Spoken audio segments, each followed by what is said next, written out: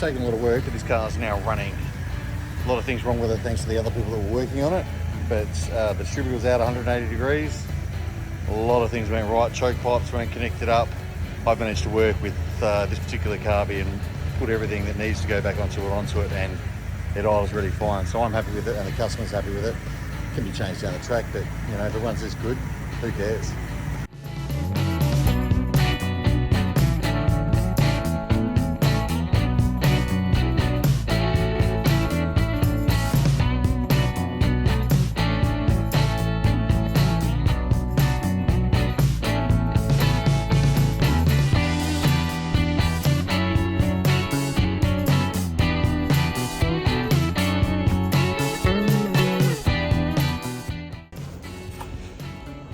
They use the wrong screws to put that in, which is for your washer bottle, and then the washer bottle, because I know what they've done, they've tried to put the rubber on it and it doesn't fit unless you heat it up, and they've done that. Broken. Throw away on it. Need another one.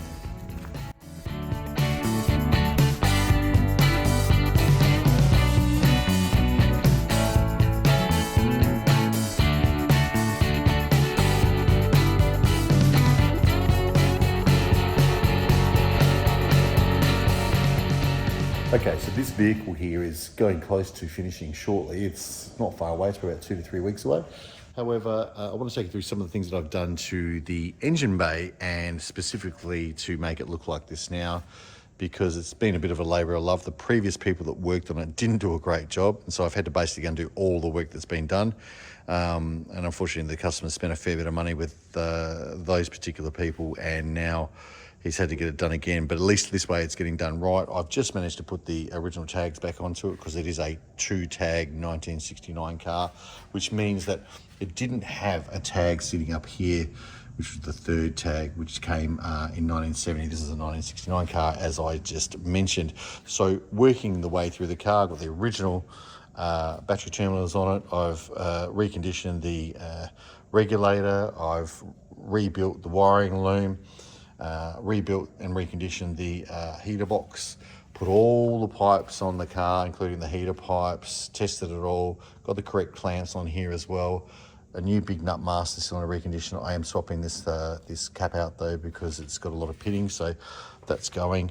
Reconditioned horns and tested, got the stickers on them, reconditioned wiper motor, and I've put all of the accelerator brackets back into the car, the original accelerator brackets. Unfortunately, the people that did the work on it cut all of these brackets off and put a cable setup in with tech screws. So it was pretty ordinary. A couple of things aren't specifically right to this car, as far as this radiator shroud should be flatter.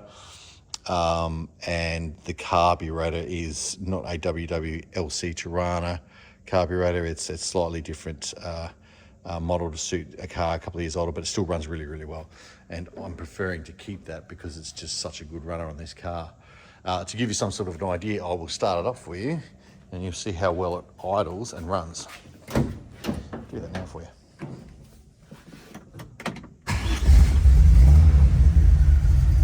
Now, I haven't started this car today at all, and it runs that well.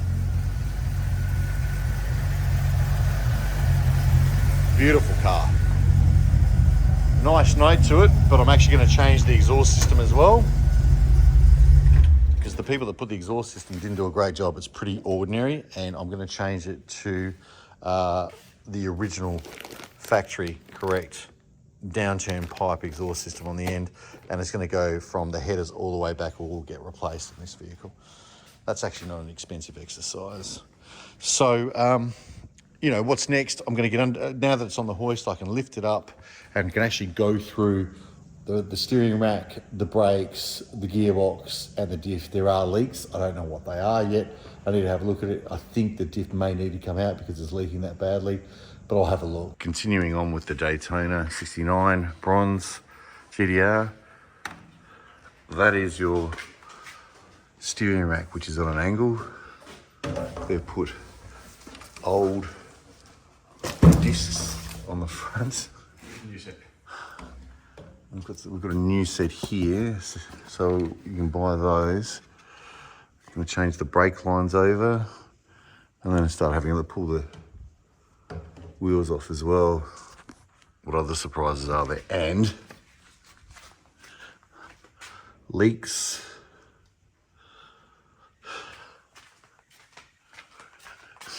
And more leaks.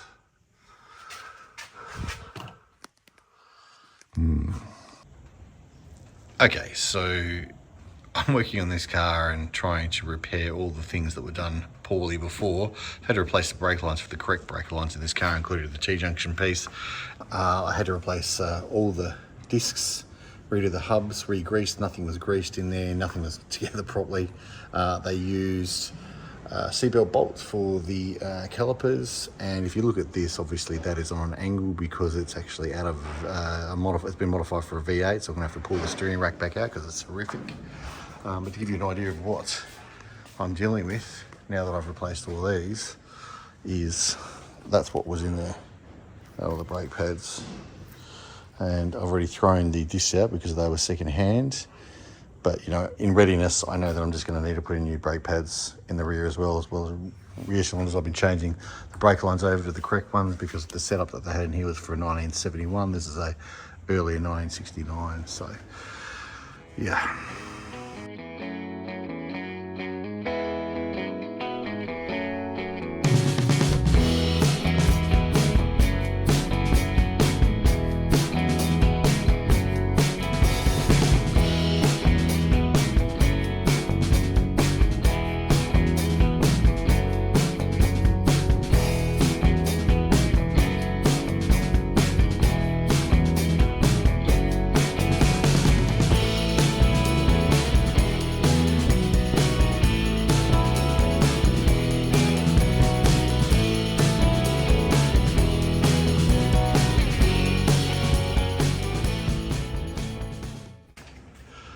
The brakes, now all the hardware's back in there, so you've got the covers that actually go over the top. A lot of people don't put those on. There's also the shims that go in there as well, and new brake pads, new discs, hubs been blasted and done, and then greased because nothing was greased on this.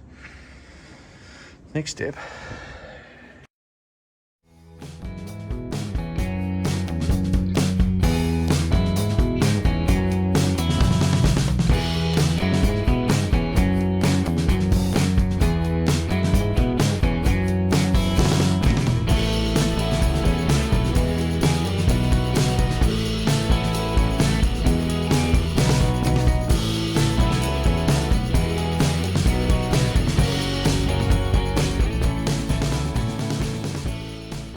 Most of the engine bay has been done now. I've still got to put some clips on for the back hose line pipe. I've replaced all the front brakes, rear brakes, and the master cylinder. I'm having an issue with trying to bleed this master cylinder up at the moment because it's bleeding up at the back, but it's not bleeding up at the front. There may be something wrong with this, even though it's been reconditioned, because I've had that happen before. Where I've got to send it back to the place that it's been reconditioned from. But you know, look, getting through this car, the next port of call on here is to bleed up the brakes, and then once I've bled up those brakes, I can actually start finalising the interior. I've got the interior parts sitting over here. I've got the seats, I've got the seat mechanisms, I've got the stainless steel trim that will go back on the gutter rails here, and I've got to do some work around the cross member, replace the one that's in there at the moment, and the rat trap, which is the clutch mechanism as well. So not a huge amount on this car that's left to do, but there's still, yet again, as I always say, steady work. I expect this car to be finished by about the end of next week. But you know, if you want to make it correct and make them look the way that they're supposed to look, and it's just time and money. Reconditioned steering rack's gone in because the other one was modified for a V8 and then put in here, I don't know why. Brake lines have gone on. All the brake assembly is put back together. Got a decent cross member in there now. Unfortunately, what they've done is somebody's decided to put in self-tapping screw threads again, which are a different size, so I've had to use different size bolts. It just is what it is. Pinned the fuel line on with an aftermarket connection because they've drilled a massive hole in there, but I've got to do probably another one down here somewhere just to get it dead on, we'll see, because there's one at the end there. Replace the brake lines and replace, not all the brake lines, but most of them, because not all of them need to be done. Wheel cylinders, pads. I've got to adjust the handbrake. It still needs, in here, it needs a harness made up for the reverse switch. I'll get to that. Got the handbrake, the gear shifter in now, which is the different size one, because you had a ute one in there. That is an incorrect speedo cable, way too long, not for Torana, so I have to do another one. You can see that all the cup links are there. What I'll be doing is I need to just move the steering column back up because it's hanging down at the moment. And I don't know, it's looking pretty good. Not bad. See if I can drive it off today with brakes, because it's got brakes. All right, so shifter works, handbrake needs to be adjusted, tacho still doesn't work. Now the alternator light's coming on, but that's okay, I can live with that. We do have pedal pressure. Accelerator works, clutch works. Let's see if it moves under its own steam.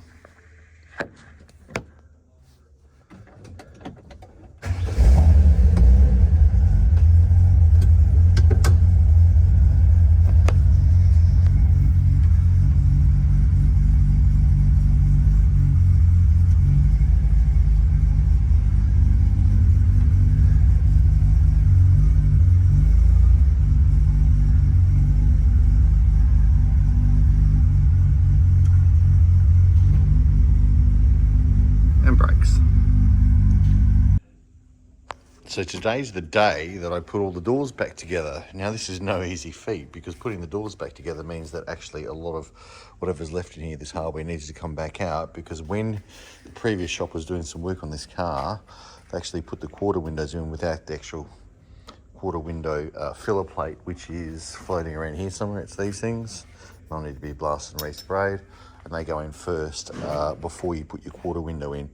So when I put these doors together, it's actually a process. And look, this one's had some of the hardware already installed, but I will create another video where you can actually see it from start to finish about how you put these doors back together, because a lot of people ask me that question. And also putting your door rubbers on. Once you put your door rubbers on, it needs to shut properly, and there's a lot of people that always ask me questions about how you put your door rubbers on, so I will go through that in a little bit more detail. So what you're going to see next is me putting the actual door assembly together, and then I'll explain to you what I've done, and then I'll go do the other side. So this is the quarter window infill panel. A lot of people look for these because you can't find them. They're not easy to find. They actually riveted in from here. This one will get sprayed, 3 coats of satin black, and then, only then, do you put in your quarter window, and you can see that that's the quarter that's missing. So I'll get onto that now.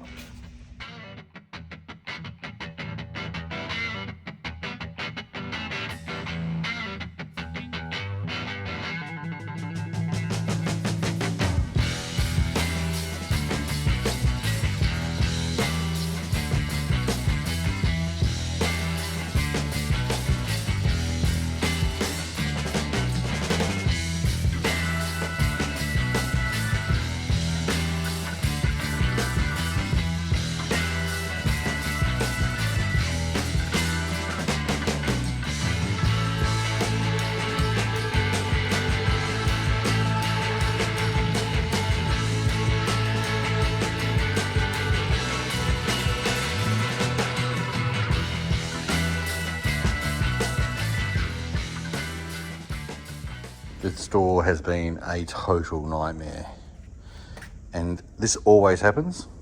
See this here? See that? There's not enough room. Put that in. Go up and down. It's got to do with the door trims, the door frame, the stainless steel. Doesn't line up. But there's a way to get around this, and they should be screwed in here as well, which actually holds it in, but it only holds it in so far. And as you can see, there's no way that's going to go in and out. but I do have a fix. See how we go. So this door is finished. A lot of work though. It was more than I thought. Some doors, so this one's been about nearly 6 hours getting this door right. Lots wasn't right with it. Now it works perfectly. It's all together. Had issues with the lock area here. I've got the rubber on it now, and wipers. That's not the world's greatest rest. I'm going to see if I can replace that one. But it shuts, it sounds as a Torana should, and also I've been putting the stainless steel trims on as well. I've got to drill the holes for this one, which will be another video, which you'll see shortly, but it shuts like this. Oh yeah.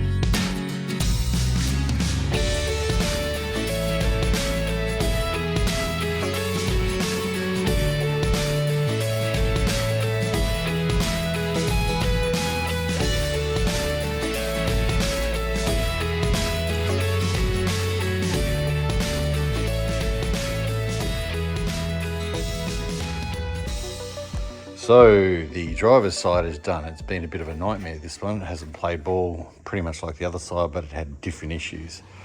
I've got all the stainless trims on and got the quarter window filler in. Also got the correct part here for your quarter window vent because that was missing, and the entire part was missing on the other side. So I managed to locate those, find them, put them in. Hard part's just getting the doors lined up, which they are. On both sides, I still need to do the last little bit of stainless trim, which is sitting over here. I'll just turn this off. These ones. So they'll go on that side and the other side. I've also managed to get the locking strips in for the windows because they went in there for some reason.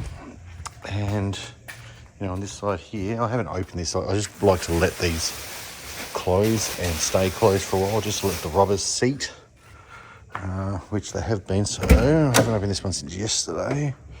Does it shut okay? Yeah, that's how a door should be shutting. Anyway, I will crack on with these, but if we talk about, well, I talk about the surgeon's table, which is this one here, there's not much left to go on this car. I've got the backing. I actually had the backing rods custom made for here because they were missing. You can't find them. Had to get them made and then get them re-zinced. But I'll be fitting in these final few parts here and then going through the entire car again, start making adjustments on the brakes, putting in a couple of parts that are missing, like the horn wiring and many other things that need to be done. The steering column's got some issues. We're going to need to pull that back out again, but I'll put all the heater compartment in, and that'll go in the next day that I work on this, plus the glove box, tidy up the wiring, and then start really playing around with it. The seats will obviously go in after I finish off the interior.